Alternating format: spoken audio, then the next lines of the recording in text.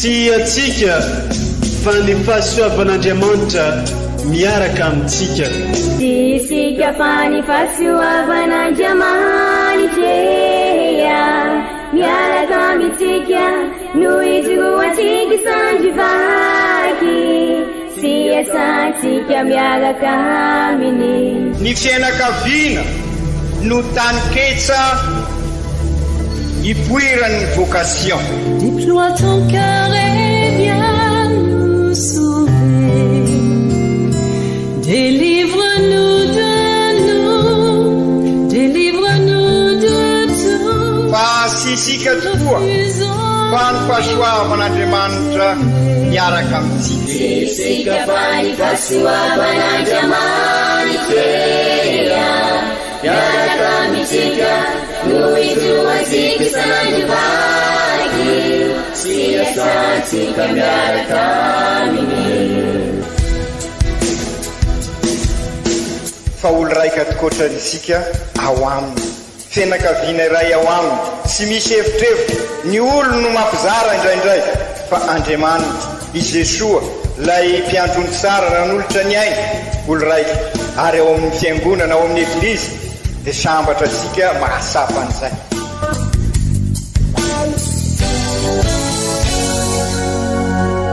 Olo araiky atsika atambatry ny fanahy masina kamiray, olo araiky ao amin'ny Kristy. Fandaram-pampianarana iarahanao amin'ny son excellence Monseigneur Benjamin Marc Caramarson eto amin'ny radio Fagnier.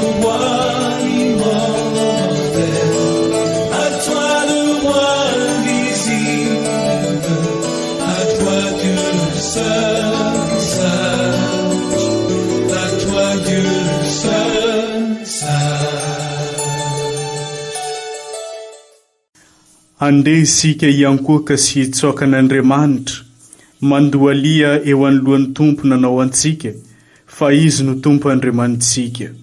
Salamo fa 470. Amin'ny fofeny fitiavana no anolorana fiarabagna antsika jiaby izay magnaraka tsy tapaka ity onjapeo-ny radio Fagniry mamintsika ity, izay onjapeo mamitambatra antsika ho iray, sady onjapeo mitady mandrakariva ny anitatra ny fanjakan'Andriamanitra eto amin'ity diosèzy mamintsika ity. Isoranay ianao izay mankamamy sy mankafiry fampianarana sy toro-ten'ny Monseigneur Archevêque eto amin'ity onjapeo-ny radio Fagniry ity. Toloranay fiarabagna antsika eo ve jiaby, tratran'izao alahady fa 5 mandavan-taona amin'ny taona 10 amin'ity taona 2024 ity. Koa amin'izao alahady fa 5 mandavan-taona amin'ny taona 10 izao, dia toloran'ny eglizy loha hevitra isika ny hoe isika tsirairay no antson'Andriamanitra sy hirainy. Ndeo renesitsika irevaky teny masina tolotry ny eglizy amintsika izay arahana fampianarana sy toroteny avy amin'ny Monseigneur Archevêque Ray Amandrenitsika.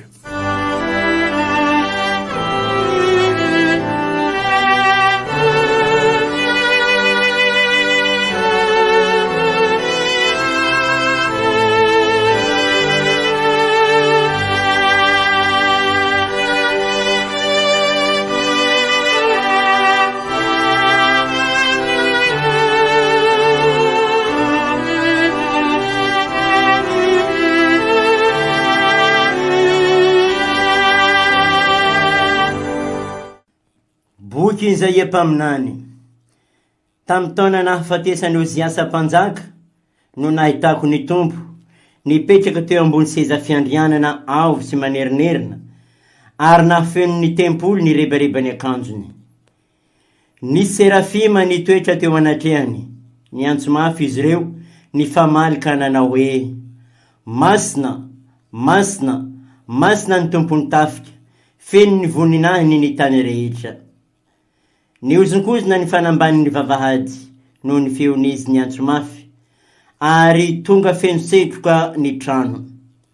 Ka hoy aho tamin'izay: idirandoha zaho, maty aho, fa izaho olona malotomolotra, ary ny firenena itoerako malotomolotra, nefa aho nahita maso ny mpanjaka tompony tafika. Kanjo, nanidina natonahy ny ray tamin'ireo serafima, nitondra venafo teny an-tanany, naleny tamin'ny tandra teo ambonin'ny hôtely. Nakasiny tamin'ny vavako izany, de hoy izy: jereo, efa voakasiky ity ny molotrao, ka voaesotra ny elikao, ary voaonitra ny fahotanao. Dia nandre ny feon'ny tompo aho nanao hoe: iza no irahiko, ary iza no handeha ho any? Ka hoy aho: inty aho, iraho aho. Izany ary ny tenin'ny tompo, isorana ny Andriamanitra.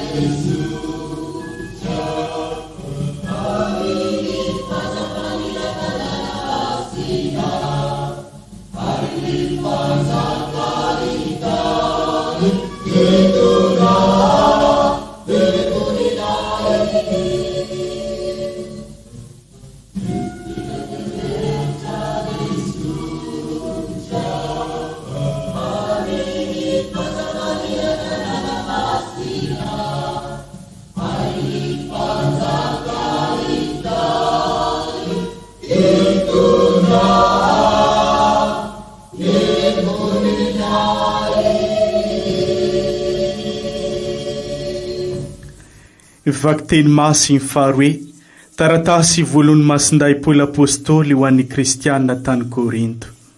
Ry kristianina haviny, ampatsiahivoko anareo ny evanjely notoriko taminareo, izay noraisinareo sy ny orenanareo, ary azahoanareo famonjena raha tananareo araka ny nitoriako azy taminareo, afa-tsy raha hoe ninonino foana ianareo.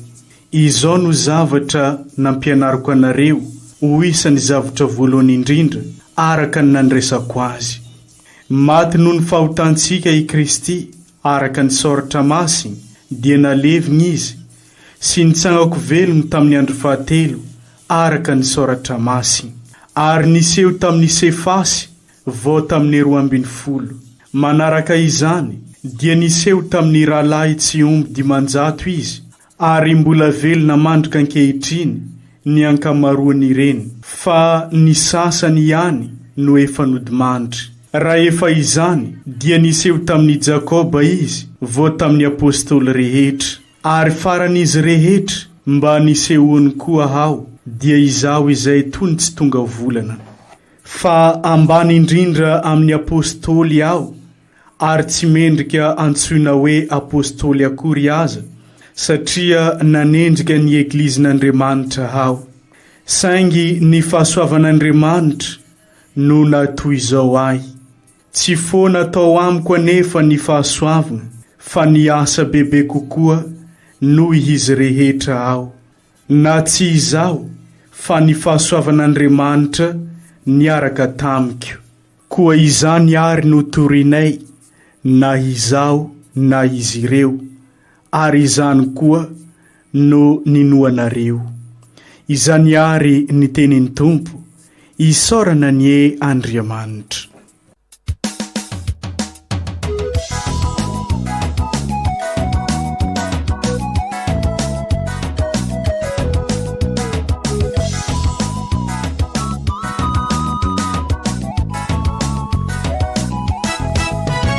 Alléluia, Alléluia, oya ye, resina teninjangare eya, akatwavina teninjangare eya, pateni masing simaer, Alléluia, ya ya. Alléluia, Alléluia, Alléluia, oya ye, resina teninjangare eya. Pateni masing simaer, Alléluia, Iombantsika mianakavany ny Tompo ho tanteraka tokoanay izany. Evanjely masiny de Jesosy Kristy nosoratan'ny Masindà Luka, voninahitra ny eo anao ry Tompo. I Jesosy koa nitsangana teo amoron'ny farihin'ny Genezareta, ary narobe fa nifanisitry fô ny vahoaka mbo hitandregny tenin'Andriamanitra. Ary nahita Samboely aroa zay nitoby teo amoron-drano izy, satria lasa nandeha nanasa rato boka ireo mpagnarato tamin'ny samboy. Ke niditra tao agnatin'ny Samboely araiky izay Samboelin'ny Simona izy, ke nangataka tamin'ny Simona mbo hiatika hely amin'ny tany, zay vao nipetraka teo amin'ny sambokely nampianatra ny vahoaka. Izy koa fa nijanogno ny volagna izy, dia nivolagna tamin'ny Simona hoe: mandrosoa, mandehanary amin'ny lalindaliny, dia alatsaho aratonareo, fô azo laoko marobe nareo.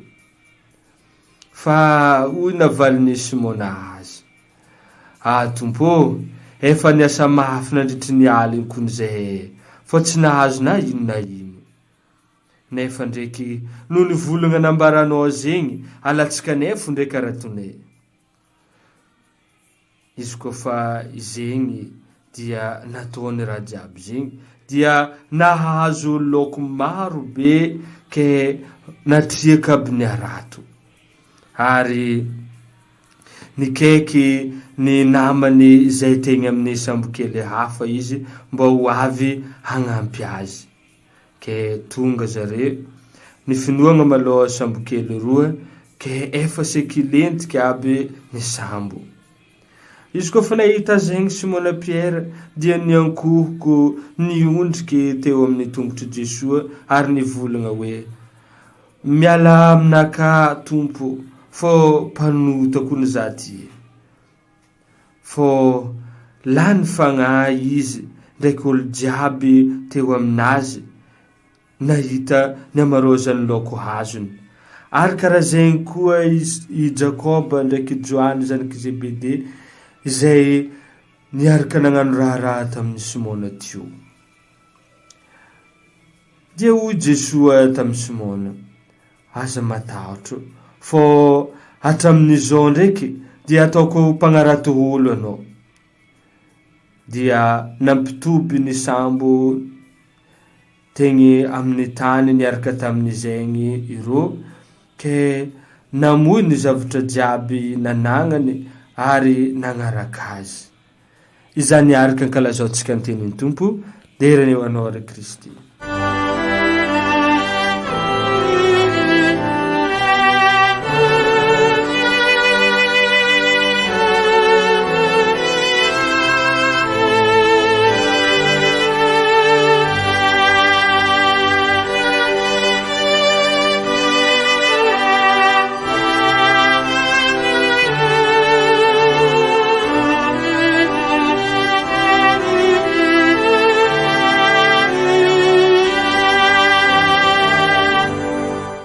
Ry kristianina ava malala, tsy mitsatra sika no mamerimberina fa izao vanim-potoana mandavataona izao no andalinana ny finoana mba olon-dehibe amin'ny finoana tokoa isika. Ary dia izay indrindra ny tanjon'izao sinoda fahafito iarahantsika miatrika izao ary tena ao anatiny isika izao ary hoe mampirisika sika iroso lalindalina kokoa ary mampasiaro ny tenin'i Jesoa ao amin'ny evanjely zany. Izao alahady fadimy mandavataona izao tokoa rafitinina dia maniraka sika iroso lalindalina kokoa ka andinika bebe kokoa mikasika ny vocation zany hoe ny mahasikasika eo anivon'ny fiainansika andavanandro.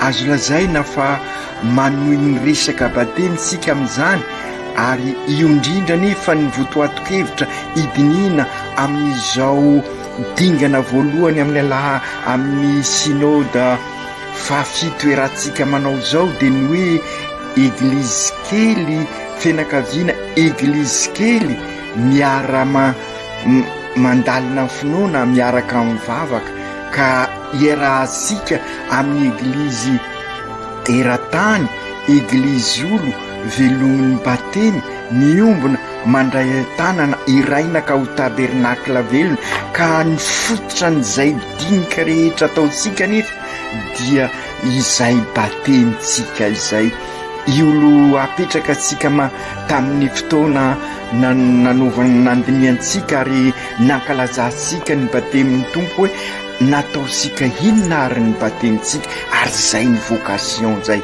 Matetika tokoa rehefa miresaka vocation dia ao ansaina ny vocation ny pretra ny religieuse nefa ny vocation dia mikasika ny olon-drehetra fa indrindra ho antsika kristianina ho an'izay vita batemy rehetra.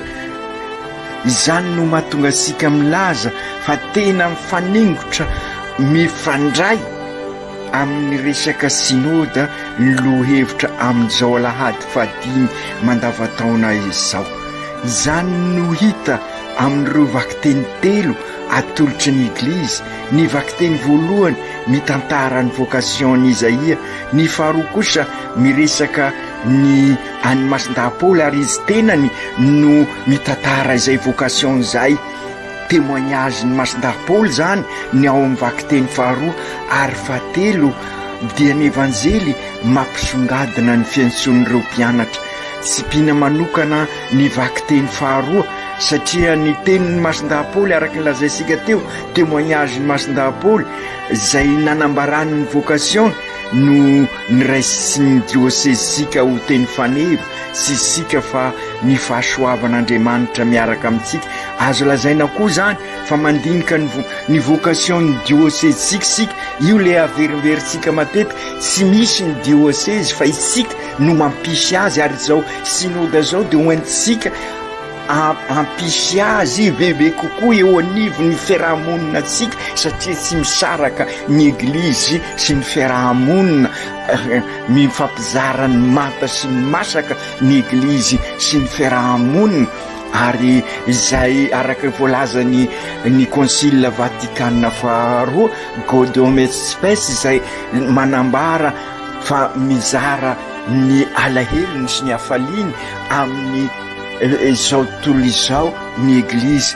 Raha dinina dia mifototra amin'ny zavatra telo ny vocation raha andinika azy tsara sika. Voalohany, lay anso mety efa amin'ny olona, anson'Andriamanitra mety efa amin'ny olona izay anjaran'ilay olona no mamaly azy, zany hoe isika raha sitra n'io anso io ka mamaly izy dia mivelona arak'izay anso izay, ary izay ny fiainana miandry azy. Raha pretra izy dia araky ny vocation mahapretra ny velomany azy, raha évêque izy dia maha évêque azy, raha dokotera izy dia amaha dokotera azy. Ary zay no ambaran'ny vakiteny voalohany araka lazaisika teo, mitantara ny miantsona sy nanirana ny Isaïe.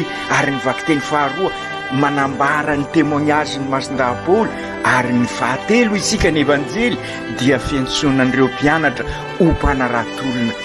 Mitovitovy ny endrika isehon'ny vocation, samy mahasapa fa ny anso Andriamanitra, nefa samy mahasapa fa tena sy mendrika ho fidiana sy iraina. Zay koa no azo atsongadina avy amin'ireo vakiteny ireo, mahasapa fa Andriamanitra no mianso, nefa eo anatrehan'izay anso izay dia mahasapa fa sy mendrika ny tena. Na Isaïe zany, na i Paoly zany, na ny mpianatra ao amin'ny evanjely. Azo lazaina koa nefa, ary zay koa no asongadin'ireo vakiteny ireo, ary tsara asongadina eto dia sy obstacle ireny, fahalemena ireny, sy tambana ireny, fa sy sakana ireny, fa Andriamanitra dia eo amintsika. Zany hoe ilain'Andriamanitra ny valy avy amintsika, fa anjarany rehefa avy eo raha tena vonina marina sika no mamolavola sika, tahaka ny namolavolany any Isaïe, tahaka ny namolavolany any Paoly hoentsika rehefa avy eo ary mbola fakafaka isika, tahaka ny namolavolany an'ireo apôstôly izay mpanarato ka nanjary ho mpanarato olona.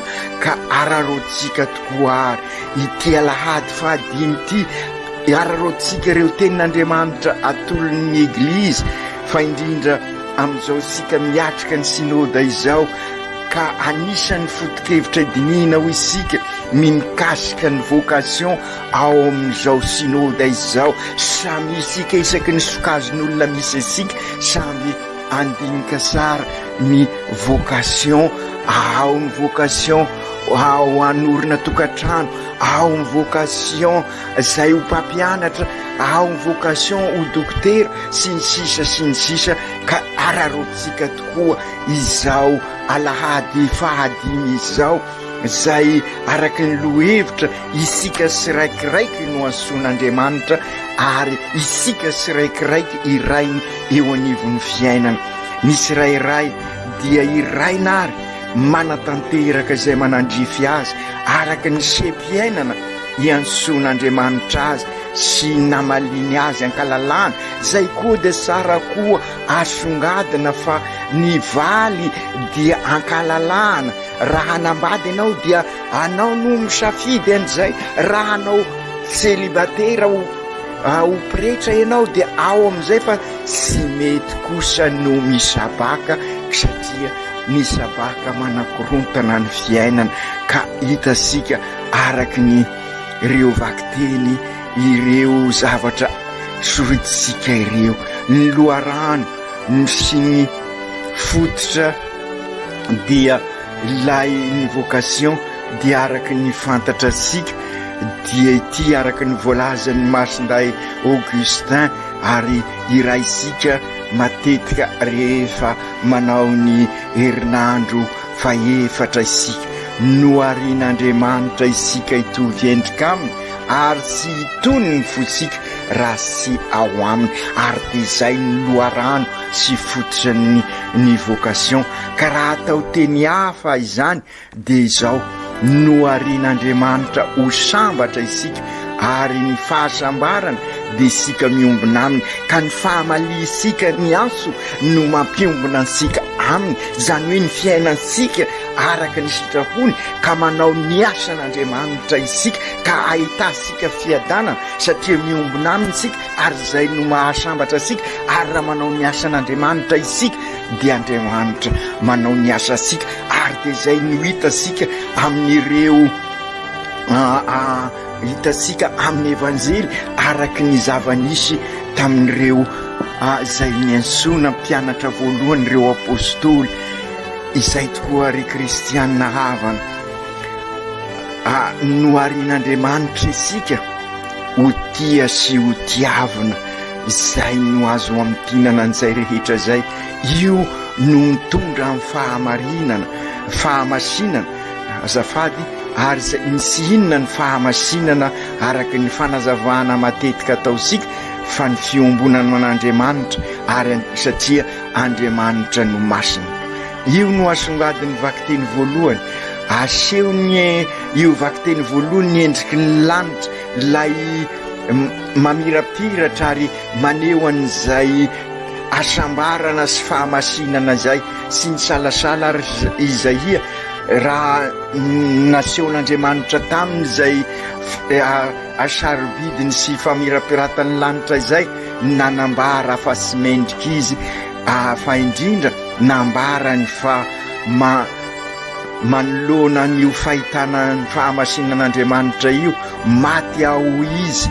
Fa izao olona malotomolotra, ary ny firenena malotomolotra misy ahy, nefa iaho nahita maso an'Andriamanitra, mpanjaka ny tompon'ny tafika, milaza ny tenany ho malotomolotra miaraka amin'ny vahoakany ary Isaia, satria fantany sara ny fahalemeny, fantatry ny ihany koa ny fiainan'ny vahoaka misy azy. Ataoko fa sy mankaiza amin'izany koa ny zavatra iainansika amin'izao fotoana zao. Maro ny zavatra mikorontana ho isika, mikorontana ny fifandraisasika amin'ny zavaboary, mikorontana ny fifandraisasika samitsika, mikorontana ny fifandraisasika amin'Andriamanitra, ka manjary maloto ny fiainansika. Efa mipetraka amin'ny toerana maro no ny rafi-pahotana, misy rafitra miteraka fahotana zany iainansika izao. Ary io no mahatonga sika miresaka matetika hoe normal, manara-penitra, nefa fantatra sika fa ny atao hoe normal dia zay mifanaraka amin'ny mahaolona araky ny naharian'Andriamanitra sika, ary zay mahasoa ny be sy ny maro. Noho izany ny raseho normal naoviana, ny famonona, ny etraketraka, ny valifaty zay everin'ny sasany ho normal, ny fanalanjaza dia io no ambara fa sy normal, nefa indrisy nanjary rafi-pahotana amin'izao fotoana izao, ka manakorotana ny fiainansika manontolo. Ka sara isika zany mba hiezaka hiaraka hiala amin'ireny rafi-pahotana mahatonga an'ireny fiainana zay mifanapotika ka ataosika normala indrindra, ka io indrindra no sy maintsy iadivanao isika. Anisan'ny antom-pisian'izao synôda izao ny ady amin'ny rafim-pahotana. Mila mpaminany izao andro izao hoy ny Papa Masinday Paoly fahenina, sy ny mpitoriteny no lain'ny olona fa vavolombelona. Matoa miain'io ny mpitoriteny dia satria mifanaraka ny teny sy ny fiainan'ilay mpitoriteny, zany natao hoe mpaminany. Fantatra ny tompo ny ady mpiainansika. Izy misy anefa ao amin'ny vakiteny voalohany tamin'ny alalan'ny Serafima manadimy molotra ny Izaia manonotra ny fahotana mba hahafany mitory manambara ny teniny. Ka raha sarovy ary ny kristianina havana, raha mifidy asika sy Andriamanitra ary mamaly ny anso ny isika, dia izy no mikarakara asika sy manadio asika ary ahafahasika mizoro ho tena vavolombelona. Manana ohatra amin'izany sika dia ao ireo olo sambatra sy olo masina malagasy toa ny ary Victoire Rasoamanarivo, aisika sara ny fiainany, toa ny ary Lucien Botofasoa. Ka teo indrindra no naneo ny fahavononany Izaia ka anatra ho ansika inty ao irao, ka okary mba hanana fahavononana sy fandraisana ndraikitra sy mpitandamba isonsika araky ny volazasika ary izao synôda izao no anehoasika amin'izany ary matokisa ny fahasoavan'Andriamanitra isika. Ary zay indrindra no ampisehiviny Masindahy Paoly amin'ny vakiteny faharoa, ampisehiviny amintsika fa ny misterin'ny pakan'i Jesoa no vaovao mahafaly toriana, ka ny fitorinan'i Jesoa maty sy nitsangako velona no fototra ny finoansika. Io no fototra ny fiainansika kristianina, zany hoe io no manadio lay rafim-pahotana zay mangeza asika ary mangeza asika indrindraindrindra amin'izao korotana virus izao. Ka etrehasika amin'ny synôda, sy hoe ny synôda no anao fahagagana na anao famantarana fa anjarasika no ny finoansika no hoentisika miatrika an'izay rafim-pahotana zay mila angeza asika.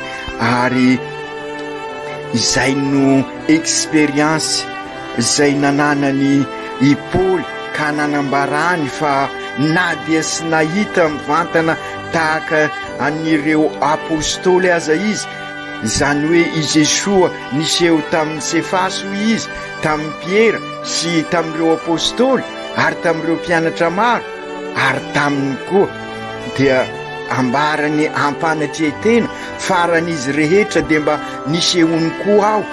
Dia izao zay sy tonga volana milaza ny tenany ho ambany indrindra amin'ny apôstôly izy, nefa say mizoro apôstôly koa satria nifanena tamin'ny Jesoa ka nampiova azy. Ary zay indrindra no antom-pisian'izao synôda izao koa, mifampitrotra isika samysika ka entany ny fanahy masina ka mifanozo amin'ny Jesoa. Ka na dia eo aza io rafim-pahotana io, izay indrindra no niseho tamin'ny Paoly, nanenjika ny eglizin'Andriamanitra izy dia nifanozo tamin'i Jesoa ka niova ny fiainany, niona tamin'i Jesoa hoe nivantana izy araky ny témoignage iresika teo, dia nahasapa fa izay fionan'izay dia niova ny fiainany ka nanambarany sy miambahamba sy ambaka ny hafa ny asan'ny fahasoavana tao aminy ho izy, sy foana tao amiko anefa ny fahasoavana, fa ny asa bebe kokoa na sy izao fa ny fahasoavan'Andriamanitra niaraka amiko. Fampianarana lalina ho ansika zany, fa indrindra isika miatrika ny synôda izao. Mety maro ny zava-mitranga amin'ny fiainansika ary mety lasa lavitra amin'ny fanainjena azy, ary mety ihany koa ny fiainansika efa sy zarizary, kanefa noho ny fiantsonany izao synôda izao, noho ny asan'ny fahasoavan'Andriamanitra dia aza kivy isika atoky an'Andriamanitra, fa ain'Andriamanitra no mampiova asika ary rehefa isika miova dia isika indray no mampiova ilay rafi-pahotana zay mandrendrika sika ankehitriny. Ary izay no nambarany Paoly ho indrindra izy rehefa feno fitokisana ny fahasoavan'Andriamanitra dia nambarany fa ny fahasoavan'Andriamanitra no manampy ahy fa ka nafako nanatanteraka ny vocationko ihany koa izy. Ka okary sy poerapoera isika fa ho tahaka ny masindahy Paoly anana fanatretena mandrakariva ary engany Andriamanitra ampitombo ao amin'isika ao amin'ny fitiavany ka ho vonina anompo mandrakariva isika.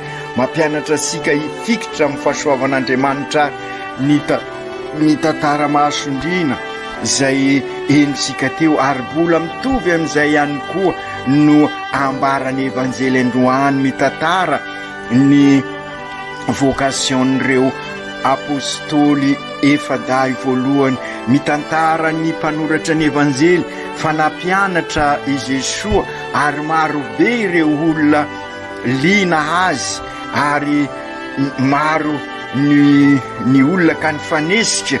Ka mba ahoana tokoa moa zao raha mba apetraka ny fanontaniana, maro ve sika ny liana amin'izao synode zao ary liana mifampiaino ve sika ary faly mihaino ny tenin'Andriamanitra isika, mihaino ny evanjely. Anjara sika tsirairay no mamaly an'izany, mihaino ny fampianaran'ny papa ve sika, mazoto mihaino ny fampianaran'ny pretra ve sika, ny fampianarany ny eveka, miara mifampitrotra ve isika ka mifampizara ny tenin'Andriamanitra.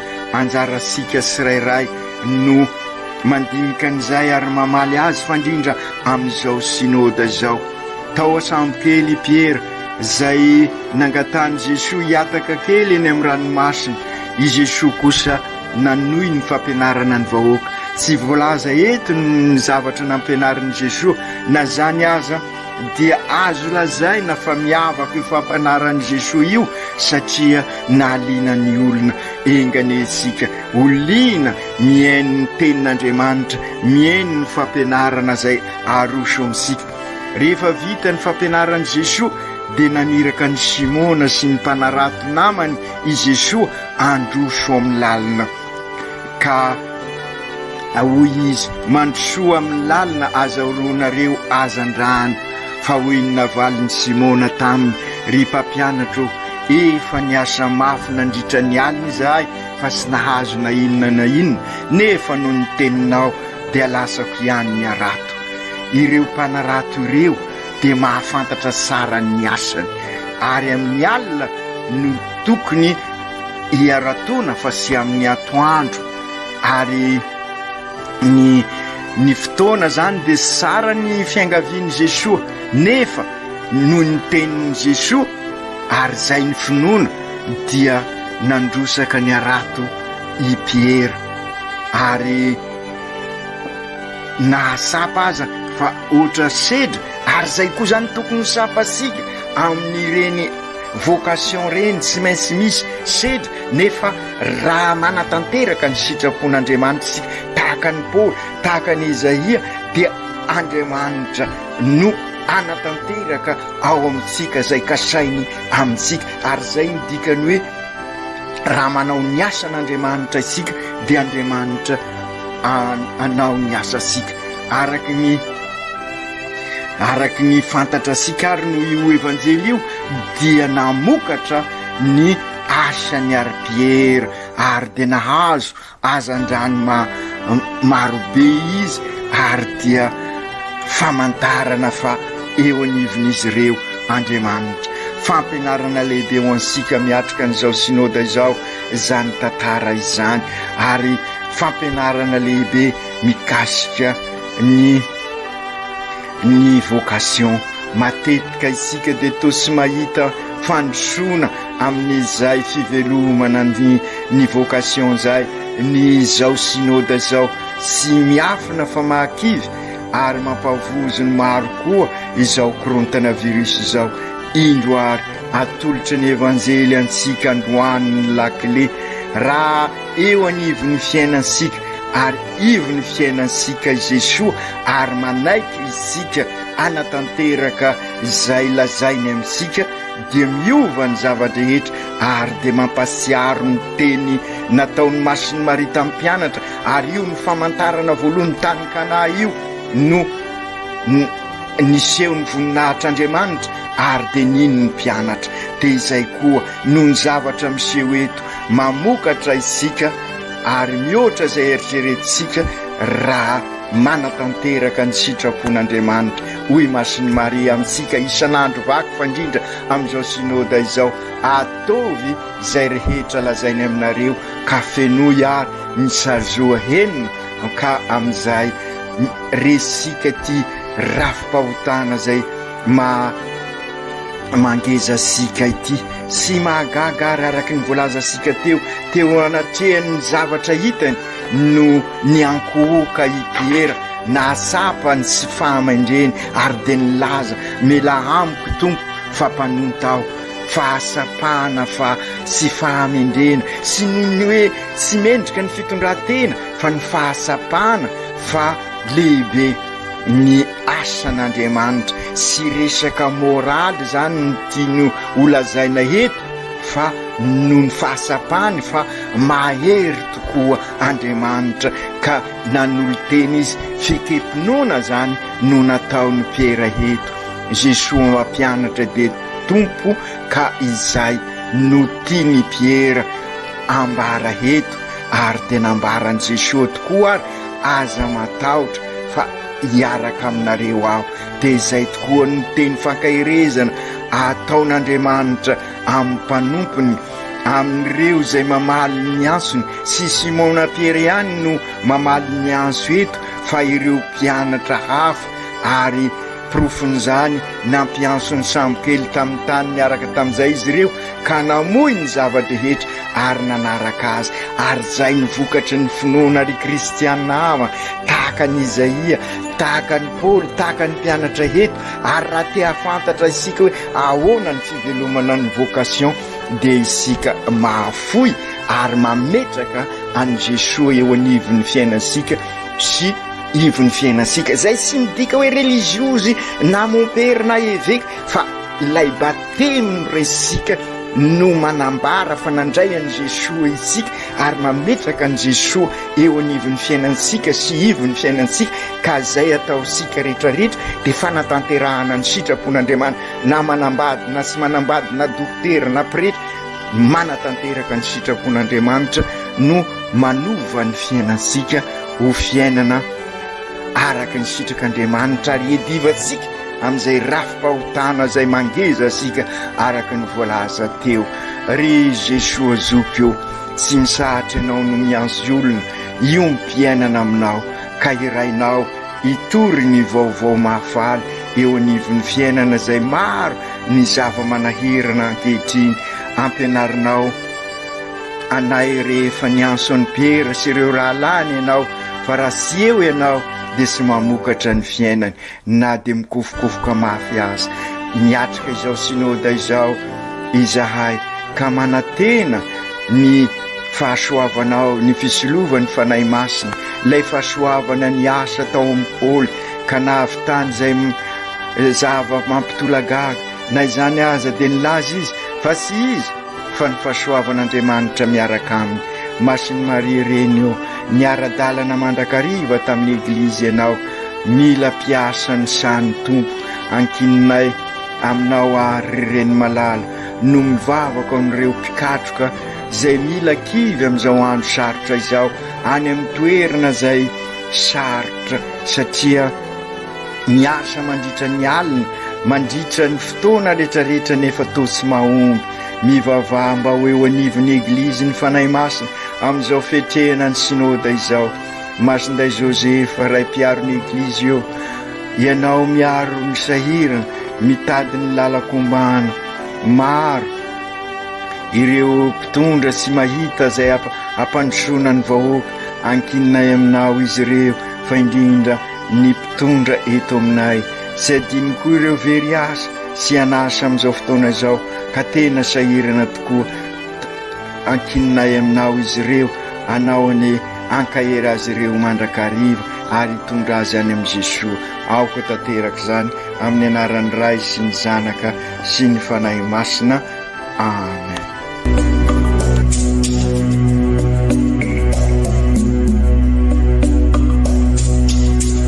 Tsy atsika fa ny fahasoavan'Andriamanitra miaraka amintsika. Isika fa ny fahasoavan'Andriamanitra miaraka amintsika noho izy roatsika sandrivaky sy asantsika miaraka aminy. Ny fianakaviana no tany ketsa ipoiran'ny vocation. Déploie ton cœur et viens nous sauver. Délivre-nous de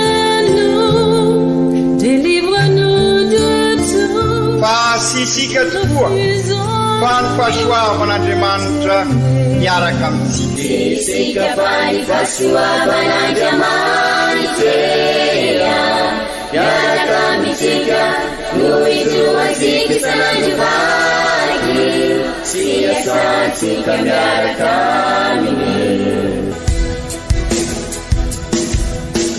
Fa olo raika tokoatranisika ao aminy, fianakaviana iray ao aminy, tsy misy evitrevitra. Ny olo no mampizara indraindray, fa Andriamanitra i Jesoa lay mpiandrony tsara ran'olotra ny aina, olo raika. Ary ao amin'ny fiangonana, ao amin'ny eglizy dia sambatra tsika mahasapa an'izay.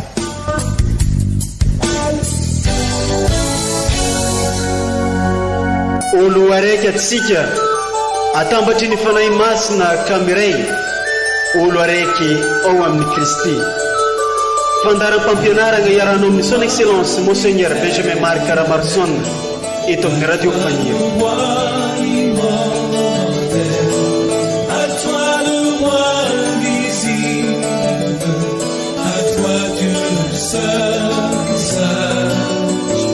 À toi Dieu